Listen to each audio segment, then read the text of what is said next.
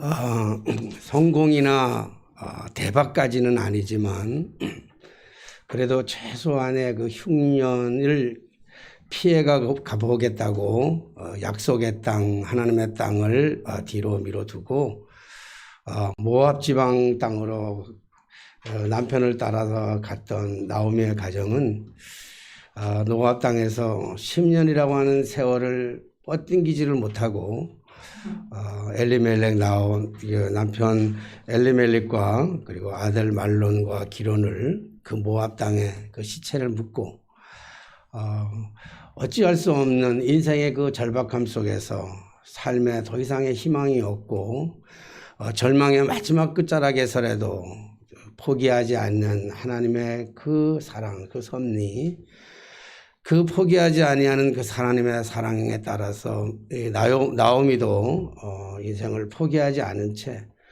마지막 지푸르기 같은 잡는 심정을 가지고 그런 자그마한 믿음을 가지고 다시 약속의 땅, 하나님이 계신 땅, 유대 땅 베들레헴으로 돌아가기로 마음을 결심합니다.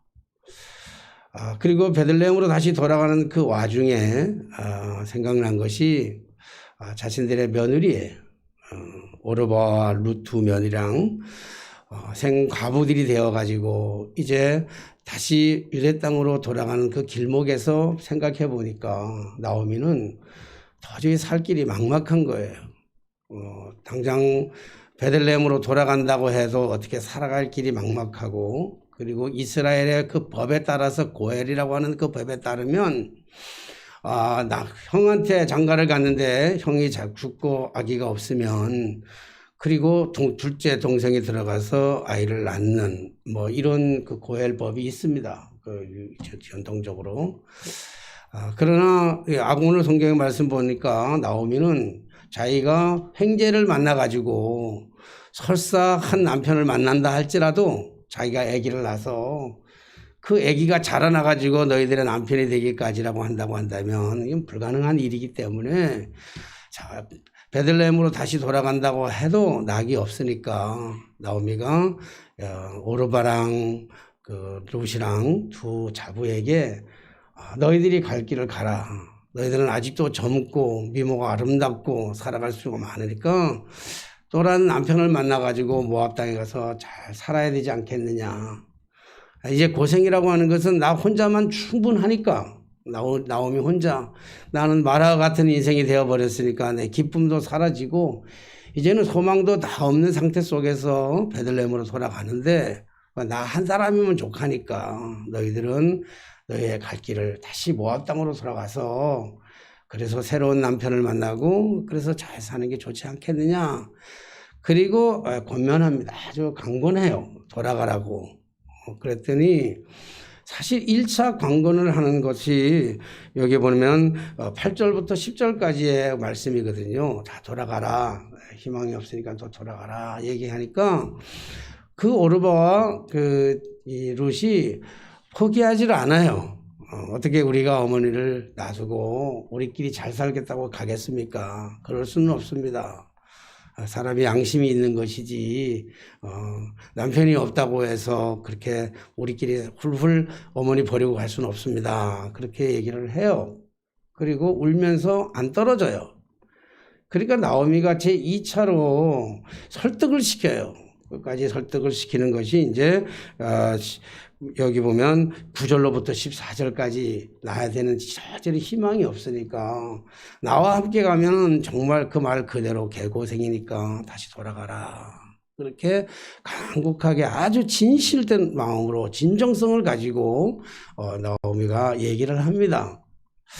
그러니까 그 얘기를 듣고 오르바가 여기 성경에 보니까 입 맞추고라고 하는 얘기는 이별의 이 표시입니다. 그래서 입 맞추고 그는 다시 모압으로 지방으로 돌아가게 됩니다.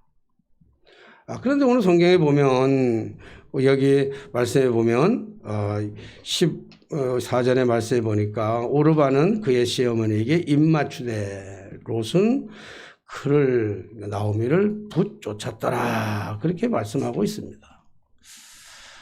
그러니까 붙쫓았더라 이 말씀은 그냥 어떤 윤리적으로 도덕적으로 어떤 책임감이 있어가지고 그냥 나오미를 쫓아갔다라고 하는 그런 뜻이 아니라 그 이상의 것이죠. 그러니까 여기서 붙쫓았더라라고 하는 말의 히브리적 언어를 보면 여기 다바크라고 하는 말로 설명하고 있어요. 다바크. 그 다바크라고 하는 이 단어의 의미는 뭐냐면 연합하다라고 하는 뜻이에요. 연합하다 그런 얘기인데 무슨 뜻이냐면 이 연합은 어떤 뜻이냐면 달라붙어가지고 떼어내려고 아무리 애를 써도 떼어낼 수가 없는 것 상태, 그 상태를 가지고 다바크 그렇게 얘기를 해요. 그러니까 창세기에 보면 창세기 2장에 하나님께서 아담의 갈비뼈를 취하여 가지고 하와를 만들잖아요. 하와를 만들고 이제 하와를 만든 다음에 아담이 하와를 바라보면서 뭐라고 얘기하냐면 이는 내 뼈 중에 뼈, 내 살 중에 살이로다. 그렇게 얘기한 다음에 그 다음에 뭐냐면 남자가 부모를 떠나 여자와 합치니까 둘이 한 몸이 될지라. 그래서 이것은 누구도 갈라놓을 수 없다. 그래서 결혼식 할 때 주로 그런 얘기잖아요. 누구도 갈라놓을 수 없다라고 쓸 때 그 단어가 바로 다바크라고 하는 단어를 씁니다. 그러니까 절대로 분리시킬 수 없는. 그리고 이게 욥기에서 보면 욥에게 닥쳐온 그 환난 고난 있잖아요. 그러니까 욥이 몸부림치면서 그거를 떼어내려고 아무리 애를 쓰고 몸부림쳐도 떼어내지지 않는 그 상태, 그걸 가지고 우리가 그 성경에서는 다바크다 그렇게 얘기를 하고 있어요. 그러니까 지금 나오미가 룻을 떼어내려고 하지만 오늘 붙쫓았더라라고 하는 이 말은, 이 룻이 나오미에게 붙쫓았더라고 하는 말은 나오미로서는 떼어낼래야 떼어낼 수 없는 존재가 되어버려서 아주 그냥 막 아주 찰거머리처럼 딱 붙었다. 이런 얘기를 하고 있습니다. 이 말은 단순하게 어떤 영적인 육적인 의미로서만의 연합이 아니라 이거는 신앙적인 의미로서의 영적이고 이 종교적인 신념으로서의 그 안에 담겨져 있는 것을 볼 수 있습니다. 다시 말해서 지금 모압 여인이었던 룻은 지금까지 모압의 신을 섬기고 살았다고요. 그래서 돌아가서 너희 신을 섬기고 너희 뜻대로 살아가고 너희가 편한 대로 살아라. 모압 가서 훨씬 살아라. 이러는데 룻이 나오미에게 붙쫓았더라 하는 얘기는 며느리와 시어머니의 효부로서 딱 붙은 관계도 되지만 중요한 거는 나의 신앙을 버려버리고 모압의 신앙을 버려버리고 이제 내가 하나님을 믿는, 당신이 믿는, 어머니가 믿는 그 하나님이 나의 하나님입니다라고 하는 그 결단의 의지를 가지고 종교적인 신념과 결단을 가지고 지금 붙쫓았더라라고 하는 말을 쓸 수 있는 것이죠. 그러니까 다시 말해서 이것은 연합이라고 하는 것은 접붙임과 같은 것인데, 접붙임이라고 하는 것은 나무의 줄기나 눈을 가지고 다른 나무까지 옮겨서 붙이는 것을 가지고 접붙임이라고 그러잖아요. 이거를 가지고 우리는 새로운 생명의 탄생이라 이렇게 얘기한단 말이에요. 지금까지 살아왔던 삶의 모습에서 전혀 다른 삶의 모습으로 바뀌어지는 것을 가리켜서 접붙임이라고 하기도 하고 오늘 이 연합이다, 이 다바크라고 하는 말을 쓸 수가 있는 것이죠. 오늘 이 같은 룻의 행동을 본다고 한다면 우리가 전혀 상식적으로 보여지지가 않아요. 당연히 지금 나오미는 룻이 베들레헴으로 돌아간다고 하면 아무것도 살아갈 수 있는 삶의 희망이 없는 사람이에요. 나오미가 얘기했지, 나를 이제는 나오미라고 부르지 말아라. 나오미라고 하는 이름 자체가 나의 기쁨이라고 하는 건데 이제 나는 기쁨이 없어. 기쁨의 소망을 가지고 성공의 어떤 그 대박의 꿈을 가지고 모압으로 갔다가 이제 돌아오는 내 삶 속에서는 나는 전혀 희망이 없는 사람입니다. 꿈이 없는 사람이 살아갈 수 있는 막막한 것이 없는 쓴물과 같은 인생, 마라와 같은 인생이라고 나를 불러주십시오라고 하는 그러한 모습 속에서 그런 시어머니를 따라 나선다고 하는 것은 룻에게 있어서는 엄청난 부담감을 가지지 않을 수가 없습니다. 그러니까 오늘 성경에서 오르바의 행동이 참 잘한 행동이다. 그렇게 우리가 현실적으로 보면 참 잘한 행동이다 볼 수 있어요. 혼자 살아가기도 힘든 이 세상에 누군가를 데리고 부양가정을 데리고 능력도 없는 다 늙은 노모를 데리고 살아간다고 하는 것 자체가 참으로 힘들고 어려운 일일 수밖에 없잖아요. 요즘 같은 현대적인 의미로서는 도무지 이해할 수가 없어요.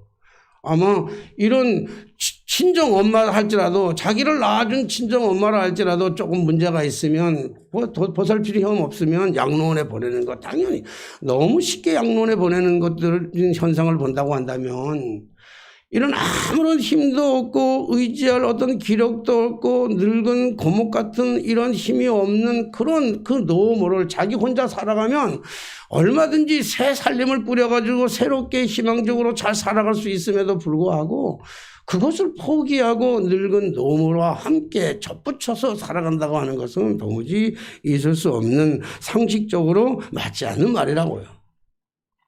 더군다나 루덱에 있어서의 유대 땅 베들레헴은 한 번도 가지 못했던 전혀 상상도 못하는 그들의 문화와 그들의 습관도 전혀 모르는 정말로 낯선 땅이라고요.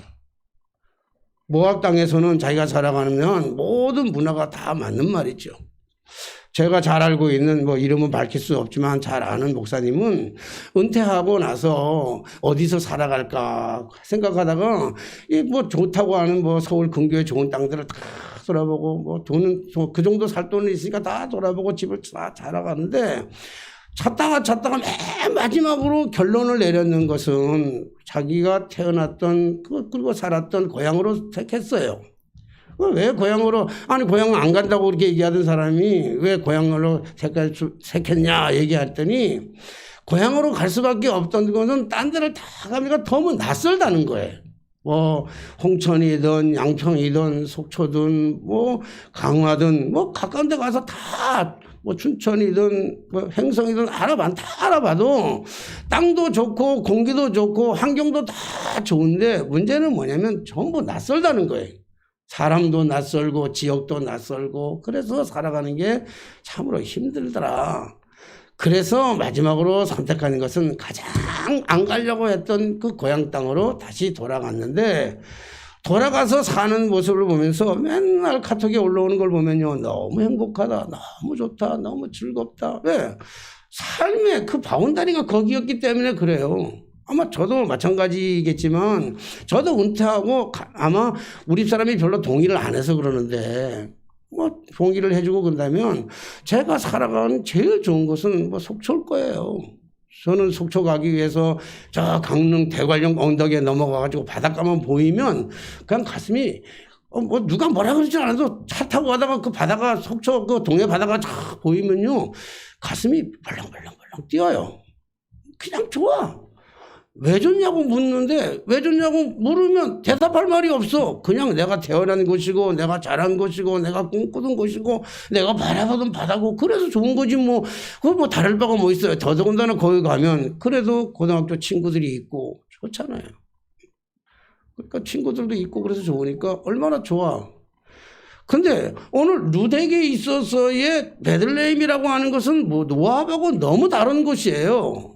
모압에는 그래도 친구도 있고 살아갔던 삶의 터전도 있고 부모님도 있고 다 있는데 생판 모르는 그 땅덩거리 거기에 흉년이 들어가지고 살기 싫어가지고 그 땅을 포기하고 나오미의 가족이 자기 시댁의 가족들이 다 모압 땅 모압 제방에 왔는 그 땅을 버리고 다시 그 땅 베들레헴으로 돌아간다고 하는 것은 여러 가지 루덱에 있어서는 도무지 이해할 수 없는 따라가서는 안 되는 그런 곳으로 향해서 가는 거예요. 그래서 어떤 성서신학자들은 다 그런 건 아니지만 많은 성서신학자들은 해석하기를 어떻게 목사님들 가운데서도 그렇게 해석한 사람들이 있는데 여기서 룻이 나오미를 붙쫓았더라라고 하는 그 붙쫓았더라고 하는 그거를 가지고 나오미를 룻에게 있어서의 나오미는 십자가다 그렇게 얘기를 하고 있어요.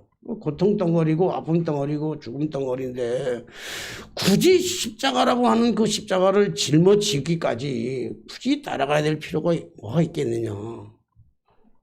그러니까 오르바의 행동과 오르바의 생각이 너무 합당한 거예요. 합리적인 거예요. 당연히 뭐 우리나라 정서로 본다면 우리 교회는 좀 뭐 할머니들이 이제 많은데 이제 우리 영남 권사님도 이제 장인어른 장모가 됐으니까 장인어른 장모 맞죠? 신랑을 얻었으니까 맞는 거예요? 조금 있으면 이제 할아버지가 되고 할머니가 되겠지만 우리가 우리나라의 유교적인 사상이나 전통으로 본다고 한다면 당연히 며느리가 따라와야지 어려우면 뭐 이렇게 생각할 수는 있을지도 몰라요. 그러나 그 당시의 전통이나 법규를 바라본다면 전혀 그럴 이유가 없어요. 나 혼자 먹기도 뭐 행복하고 잘 산데 굳이 나도 혼자 살아가기에 버겁고 힘들고 그리고 내가 그 베들레헴 땅으로 돌아가서 뭘 해먹고 살아야 될지를 아무것도 없어요. 어떤 보장도 없고 능력도 없고 삶의 어떤 바운다리도 없고 아무도 없는 곳에 가는데 자기 혼자 살아가기도 힘들고 벅찬데 나오미라고 하는 늙은 그 시어머니를 데리고 같이 살아간다고 한다는 것은 도무지 불가능할 수밖에 없는 그런 일이에요. 그럼에도 불구하고 왜 룻은 나오미를 붙쫓았을까? 왜 나오미랑 연합했을까?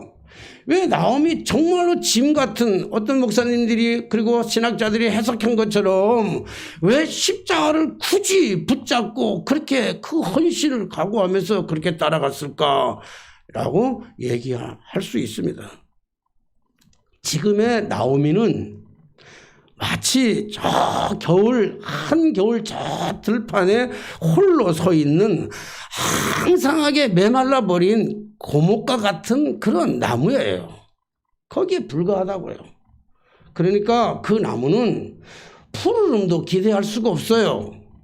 아름다운 꽃들도 기대할 수가 없는 것이고 더더군다나 열매를 딴다는 것은 도무지 이해할 수 없는 아무런 열매도 딸 수 없는 희망이 절벽인 그런 외롭고 쓸쓸한 한 겨울나무 그 오진 비바람을 견뎌야 하는 그 한 겨울에 아주 늙은 고목나무에 그렇게 불과한데 그 고목나무에 내 인생을 총두리째 다 맡겨서 그 고목나무에 내 인생을 접붙인다?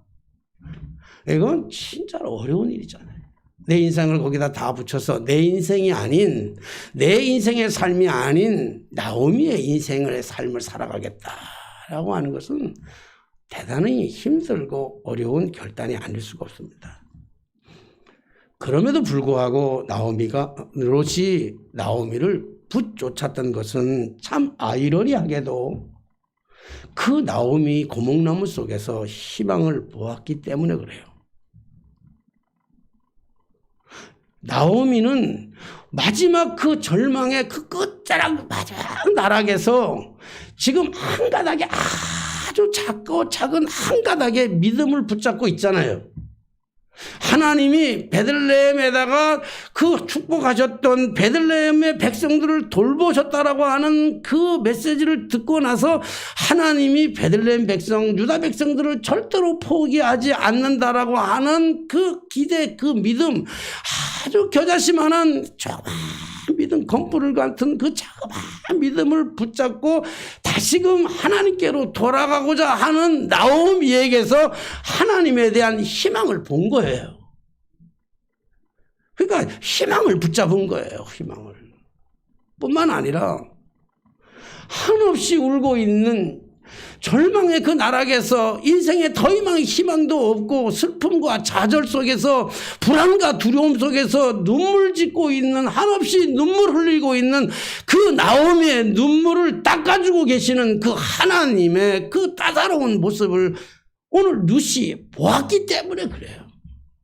지금 당장에는 고통이고 아픔이고 저 들녘에 있는 앙상한 메마른 꽃도 풀도 아무것도 없는 다 썩어 빠진 그 고목 같은 그 나무지만 그 나무에서 또 다른 봄이 오면 새로운 봄이 오면 그곳에서 꽃이 피고 열매가 맺을 수 있다라고 하는 그 희망을 룻은 보았기 때문에 그러는 거예요. 현실을 보면 답답하고, 현실을 보면 어렵고, 현실을 보면 힘들고, 현실을 보면 괴롭고, 현실을 보면 어떻게 살아가야 될지를 모르는 삶의 그 정황에서 그들은 그 룻은 현실의 아픔을 본 것이 아니라 현실 너머에 있는 하나님의 역사를, 하나님의 기적을, 하나님의 은총을, 하나님의 사랑을 룻은 보았던 거예요.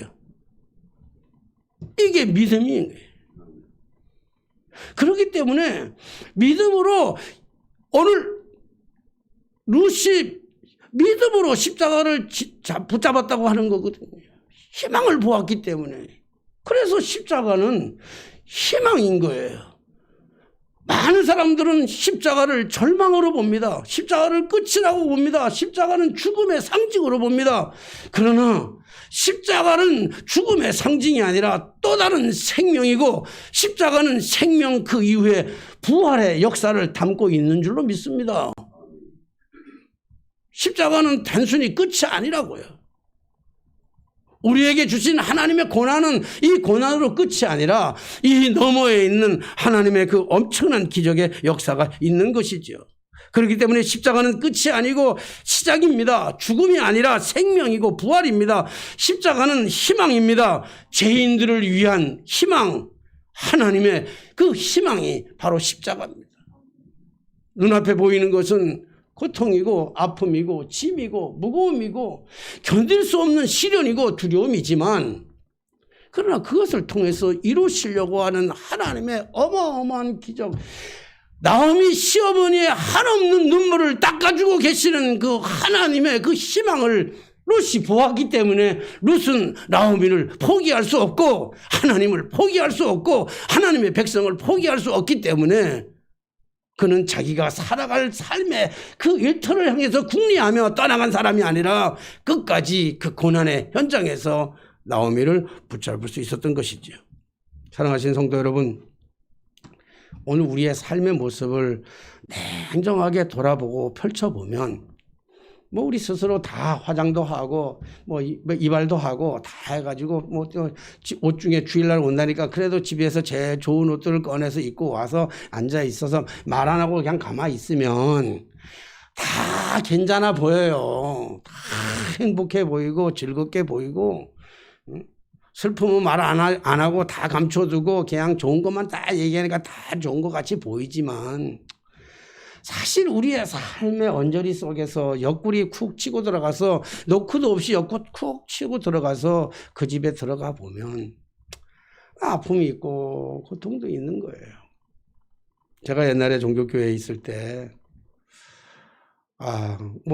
장로님 한 분이 집에 와서 오늘 자기 집에 와서 예배를 좀 드려다 신방 예배를 드려달라는 거예요.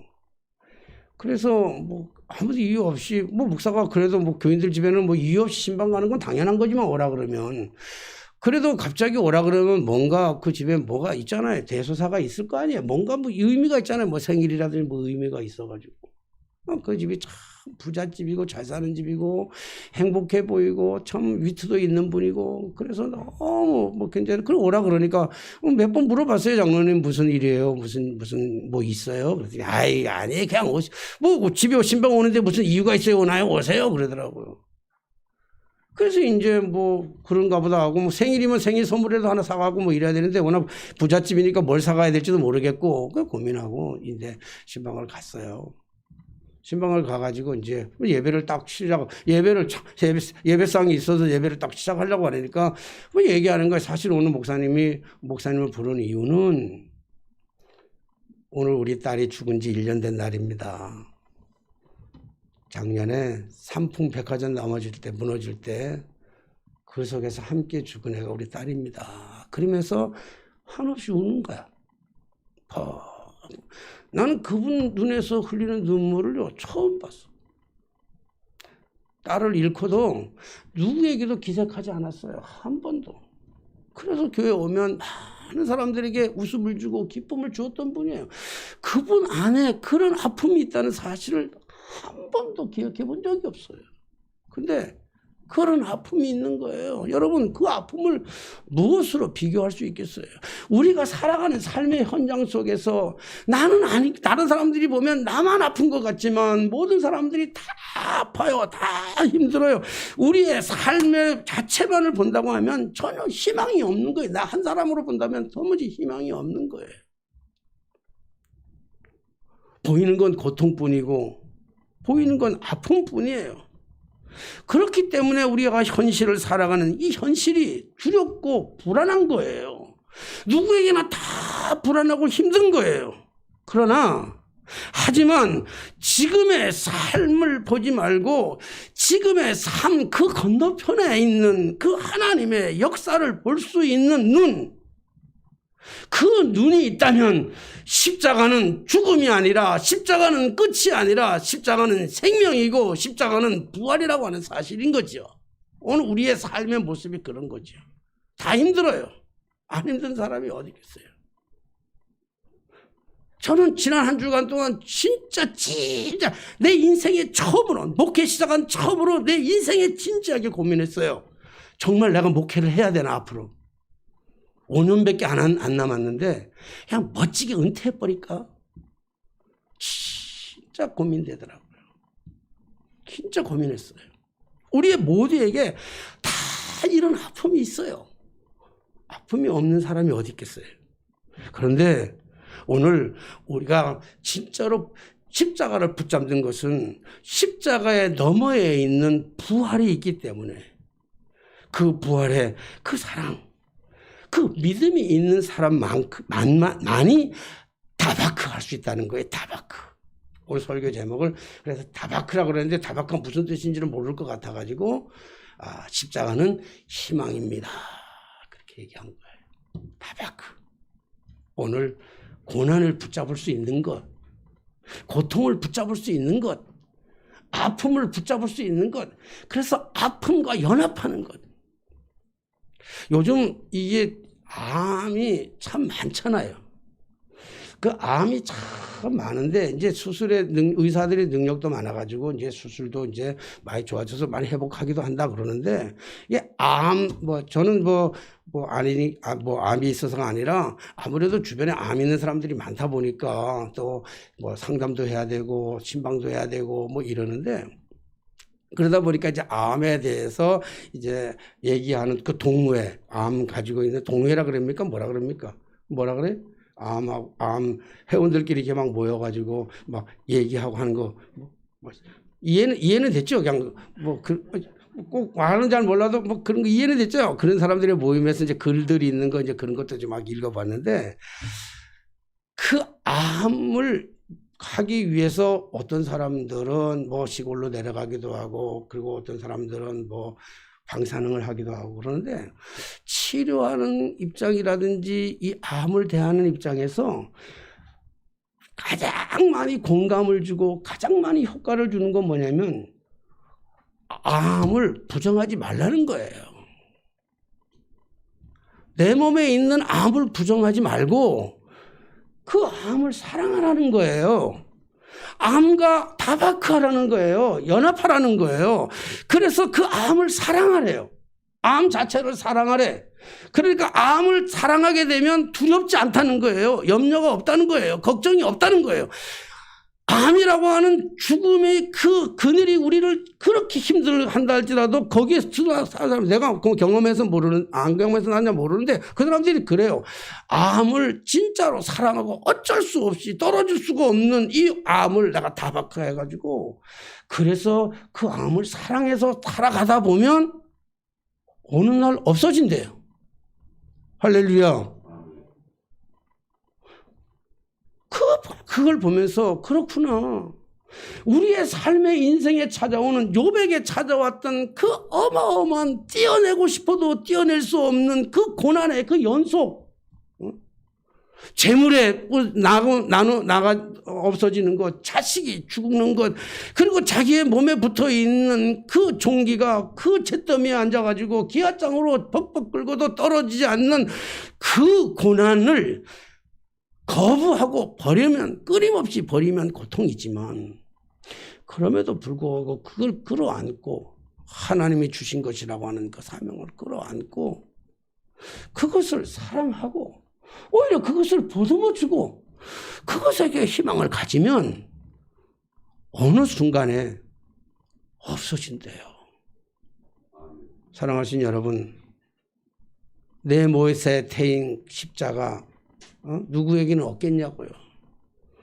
오늘 우리의 각자에게 주어진 한 사람의 십자가, 룻에게 있는 가장 큰 짐덩거리 그 십자가를 나오미에게 있는 그 십자가를 룻이 붙여줄 수 있었던 것은 떨어질래야 떨어지지 않을 만큼 꽉 붙은 다바크가 될 수 있었던 것은 그 고목나무 속에서 그 희망이 없는 배짱 마른 그 앙상한 그 고목나무 속에서 들판에 홀로 서 있는 겨울 들판에 그 눈보라 맞으면서 홀로 서 있는 그 시어머니의 그 외로움 그 속에서도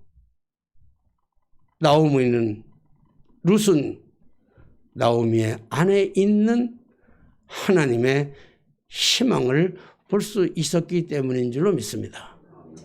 사랑하신 여러분, 힘드시지요? 어렵죠? 참 누구한테 말하지 못할 만큼 괴로운 일도 많죠? 사랑하시고 하나님 다 알고 계시고 우리가 그것을 정말 다바크 해가지고 우리가 그걸 사랑하면서 우리가 나가자고 한다면 하나님께서는 반드시 이겨나갈 수 있는 힘도 주실 것이고 또 축복도 주시리라고 믿습니다. 오늘 룻은 아무 희망이 없는 고목나무에 붙어서 살아온 그 인생의 삶의 열매는 어떤 것이었나요? 사람들이 상상도 할 수 없는 어마어마한 축복을 만났잖아요. 보아스라고 하는 정말 믿음의 깊은 뿌리가 있는 그 신앙의 남편을 만나게 되었고요. 그 남편을 통해서 그 룻이 낳았던 그 아들을 통해서 또 손자를 받게 되는데 그 손주가 누군 줄 아냐고요. 그 손주가 이스라엘의 가장 찬란하게 빛나는 이스라엘의 가장 위대한 다윗이에요. 다윗을 룻의 혈통을 통해서 그의 인생을 다시 한번 회복시켜주는 어마어마한 축복의 역사가 그 안에 있었던 거예요. 사랑하신 성도 여러분, 일일이 우리 다 까발리고 얘기할 수는 없지만 그렇잖아요. 내 아픈 문제를 어떻게 일일이 다 까발리면서 우리 사람들하고 얘기할 수 있겠어요. 그러나 그 인생의 그 힘든 고난이 십자가라 할지라도 십자가 같은 고통이라 할지라도 오늘 그 다바크 하셔서 그 십자가와 연합하셔서 우리 주님 우리의 가는 길에 한 걸음 한 걸음 축복해 주시는 그리고 이 고난의 시간이 끝나고 나면 이 추웠던 이 봄의 시간이 끝나고 나면 겨울이 끝나고 나면 또다시 봄의 기운을 받아서 파릇파릇 새싹이 돋아나고 햇빛을 받고 가을 열매를 맺듯이 우리 여러분들의 삶에 그런 풍성한 은혜 그래서 십자가는 희망인 것을 우리가 믿으시고 오늘 내게 주신 이 고난의 십자가를 기쁨으로 당당하게 멋지게 두려워하지 마시고 붙들고 승리해 나가는 우리 모두의 삶이 되게 되시기를 주님의 이름으로 축원합니다. 기도하겠습니다. 늘 우리와 동행하시는 전능하신 하나님, 때때로 우리의 믿음을 시험하시기 위해서 고난이라고 하는 것조차도 다바크 하시는 하나님의 그 섭리를 우리가 기억하게 하여 주옵소서. 욥의 믿음을 시험하기 위해서 고난이라고 하는 역경이라고 하는 환난이라고 하는 시련과 시험이라고 하는 그 다바크를 그에게 함께 하셨던 것처럼 특별히 룻을 통해서 이루실 하나님의 그 어마어마한 그 구원의 역사를 이루시기 위해서 나오미라고 하는 그 십자가를 붙들게 하셨던 전능하신 주님, 오늘 우리의 삶 속에 있는 그 어떤 고난도 역경도 시련도 아픔도 믿음의 눈으로 바라보며 그 삶의 현장 그 건너편에 역사하는 희망의 꽃, 희망의 열매, 그 십자가의 희망을 붙잡을 수 있는 저희 모두가 되게 하여 주옵소서. 예수님의 이름으로 기도하옵나이다. 아멘. 찬송가 50장